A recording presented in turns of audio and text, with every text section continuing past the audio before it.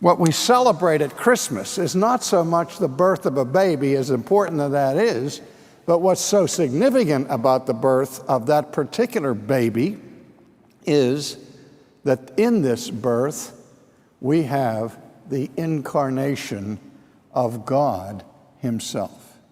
And incarnation means a coming in the flesh. We know how John begins his gospel. In the beginning was the Word, and the Word was with God, and the Word was God. So in that very complicated introductory statement, he distinguishes between the Word and God, and then in the next breath identifies the two. The Word was with God, and the Word was God.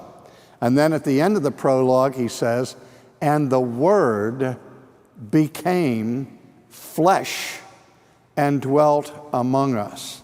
Now, in this enfleshment, if you will, of Christ appearing on this planet, it's not that God suddenly changes through a metamorphosis into a man, so that the divine nature sort of passes out of existence or comes into a new form of fleshiness.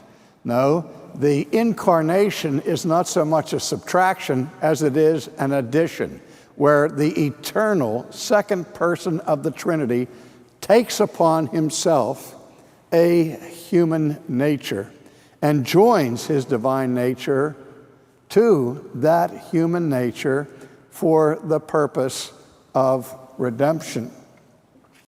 In the 19th century, liberal scholars propounded a doctrine called the kenotic theory of the incarnation.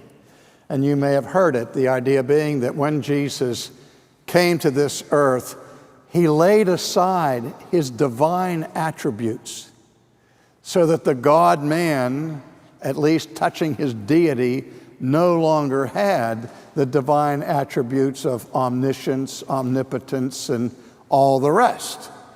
But of course, that would totally deny the very nature of God, who is immutable.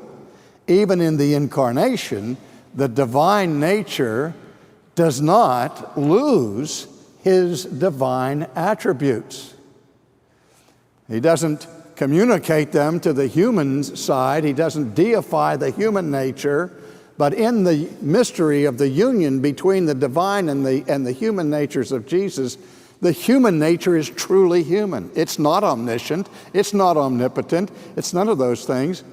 But at the same time, the divine nature remains fully and completely divine. B.B. Warfield, the great scholar at Princeton, in remarking on the kenotic theory of his day, said the only kenosis that theory proves is the kenosis of the brains of the theologians who are propagating it, that they've emptied themselves of their common sense. But in any case, what is emptied is glory, privilege, exaltation.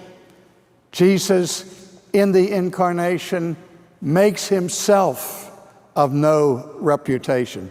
He allows his own divine exalted standing to be subjected to human hostility and human criticism and denial.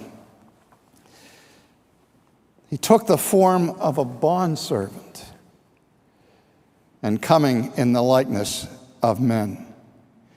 This is an amazing thing, that he doesn't just come as a man, he comes as a slave.